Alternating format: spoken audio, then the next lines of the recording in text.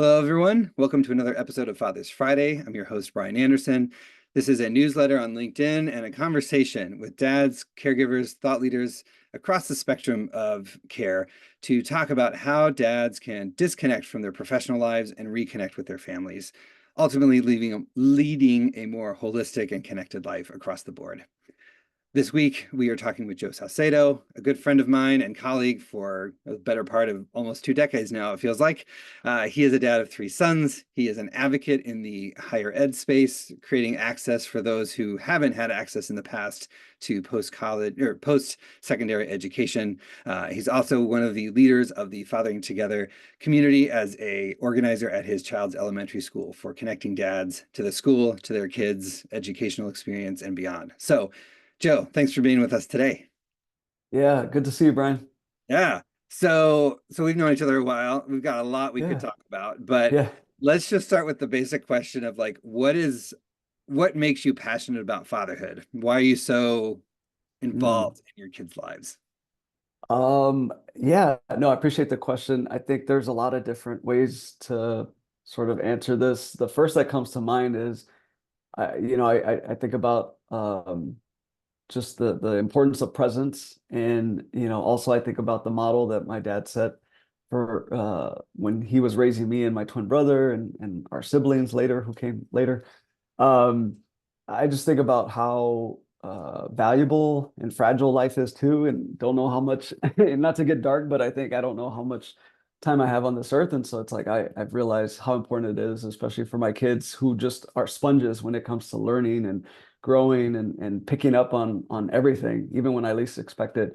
Yeah, it's important for me to set an example, to also be humble and honest when I'm not sort of meeting the mark, when I think about how to raise them. Yeah.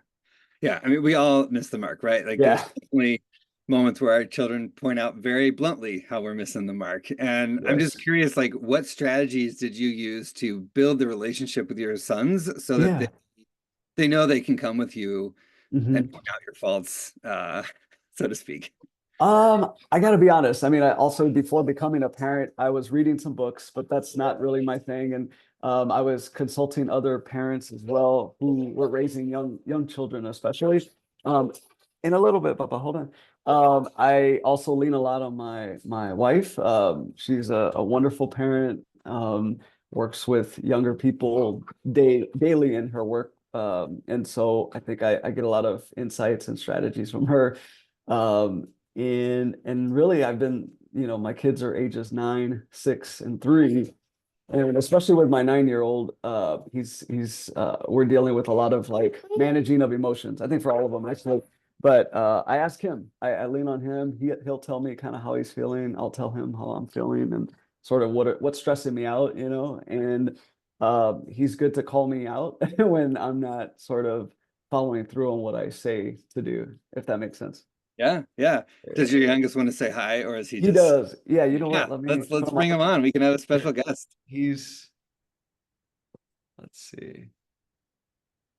You want to say hi? This is Diego. Do you want to say hello? Oh no, he's shy for the I was getting camera. shy, of course. No worries.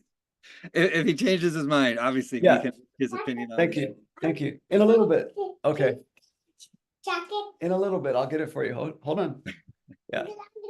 Sorry about No, that. this is great. This is great. This is what being a connected dad looks like, right? Yeah, Like yeah, this is our it. professional lives are intertwined with our personal lives, whether we acknowledge that or not. And I think so many of us in this space, as we, take on leadership positions at work, as we take on other Hmm. responsibilities from the home, we have Yeah. to weigh that against what does that take away? Like, what are we saying no to our children when we say yes to these other opportunities that Yep. might feel like we're disconnecting or doing them a disservice? So I'm just Hmm. curious, like with your oldest, especially as you talk with him, like are there I don't know, are there steps you took that you can tell other dads to kind of get to this place where you Oh, have this free exchange? Yeah.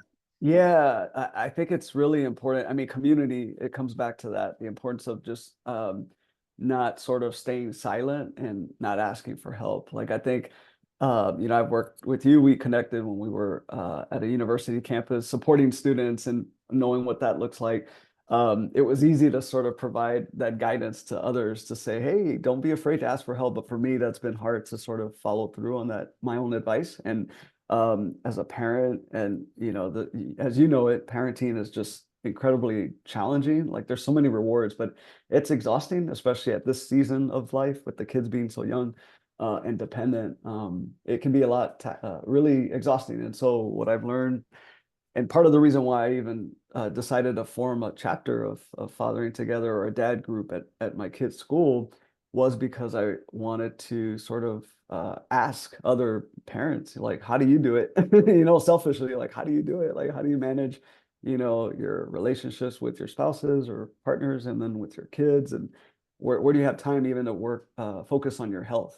So that was the impetus there. But once I started to connect with other dads and get to know their stories, and not even get to like the strategy piece, but more of just like, who are you, and what do you care about, and how do you pass that on to your kids? It was really what do you call it, informative and inspiring and humbling.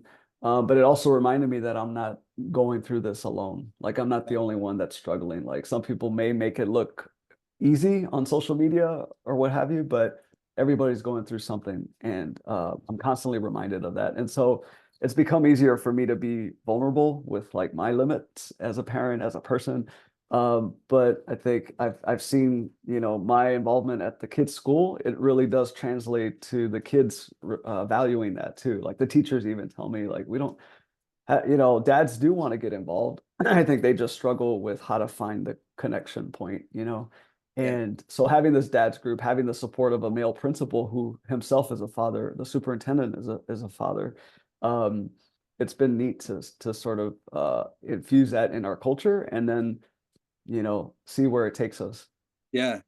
Yeah. I think you hit the nail on the head, right? Like a future guest and I will dive into this more deeply, so I don't want to steal his Yeah, thunder. But like the hero's journey that we see in epic movies and like Star Wars yeah, or any number of action flicks, right? Like the hero's journey is a solo experience that mm, they use people to get to their goal, right?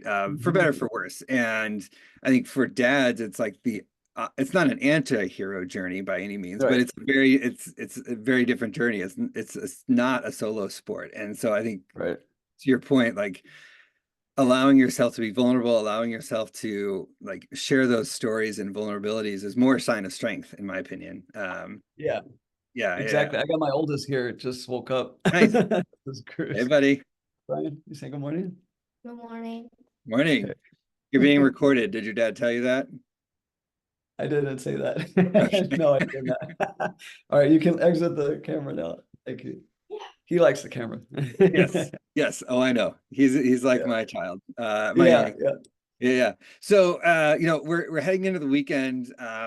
What what are some ways that, especially during the summer now when our Oh, kids are very different in their schedules with summer camps versus school year, expectations, like what are some ways yeah, that you kind of step away from work and kind of leave the stress of your day behind and really yeah. focus on your fatherhood role for the weekend? Yeah, no, that's a great question. I mean, and we're all works in progress. Lately, so next week, my office is closed. I work at a nonprofit. There's a lot of flexibility, thankfully, in that job. I'll say that I'm already setting up play dates for the kids Yeah, because I recognize, like, yeah, they've been out of school for several weeks. They miss their friends, but it's also on me. They can't themselves coordinate that or schedule that. So I just put some play dates on the calendar for us next week, early yeah, in the day. And so looking forward to having the kids play, but then also to connect with the parents, and just see how they're doing this summer. And then, we have some field trips, day trips around Chicago that we're going to be planning as well. Hopefully hitting up the swimming pools. We always purchase these swim passes for our local park district. So we're going to go, hopefully, yeah, just be outdoors, to be honest. great. Yeah. For those dads that don't know about all the resources in their community, what did you do to kind of Oh, do that yourself rather than relying on, the default parent of mom, right? Like so often yeah, mom's the ones that are expected to do those play dates, get those yeah. beach passes, pool passes, what have Oh, you. How did you like say, no, this is also my job? Like, so what, yeah, what did you do to like wake yourself up to the opportunities around you, so to speak? Um, Honestly, I think I pay attention to, I'm very active in my school PTA, and so I connect with a lot of moms, in that space. And then they're, spouses for many of them too. But usually I'm just listening and asking, like, hey, how did your kids are active in this? You're involved in gymnastics. How do we get plugged in? That kind of thing. Cruz has started playing soccer, and that's thanks to an opportunity with the neighbor down the street, which is cool. So just sort of being present, mindful, also fathering together. I mean, when you talk about resources, that has offered so many resources, educational, community connecting points as well that go beyond just me and my local neighborhood. Yeah, I think just reaching out. And then for me, it's always been important, like to share the household responsibilities. I mean, I think I've learned the hard way earlier on in our marriage, like that we each are doing the best that we can. But if there's two of us doing that simultaneously, keeping each other in the loop, communicating, it just frees up, I think, a lot more emotional and mental space when I can bear the load and she can bear, obviously it's never a perfect sort of Fifty half and fifty. half, Yeah. 50-50. Thank you. It never is that point, but I think the constant just keeping each other just being, having some empathy for each other, and when it is that we're going to need more help than other days, that's always key. And then we tell the kids as they're growing up, like now I realize, like, hey, we're having these struggles with doing chores, and I said the reality for our oldest is to understand that mom and dad, we don't have family here where we live. Our network is kind of small, and so we need his help to be able to free up space for mom and dad to then do some of the fun things that they want to do. So, but no kid wants to do the No, laundry, yeah. wash dishes. Like that's not fun. I don't want to do it, but Oh, yeah. it Yeah. has to get Yeah. done, right?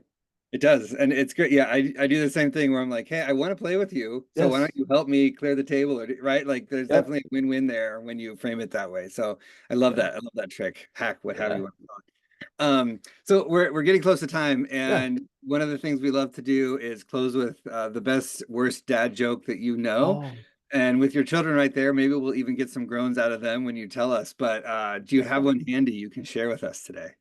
yeah, that I have one that actually I want to give credit to Cruz, my son, for bringing it up. I think he has a joke book, and he was retelling this not too long ago. It's the joke is, and you probably know this one. What do you call a fake noodle? I don't know what. An impasta. Right. Yes. Thank Yeah. you for continuing the pun Short and theme of all sweet. of dad jokes. That's awesome. Tell Cruz thank you for letting us all laugh a little more on this Friday. Yeah. But Joe, thank you as well for Yeah. the little tidbits of knowledge you shared. You know, Joe's active on LinkedIn, in our Fathering Together network as well. So please, check out his information below in the liner notes. He's happy to share his wisdom and both the wins and losses he's had in developing the dad community he has. And I want to thank you all for listening in as well to another episode. Hopefully the dad joke will carry you through the weekend, and we'll be back next week with another amazing guest and great conversation for this Father's Friday series. Until that time, be well. Take Thanks, Joe. care. Thank you.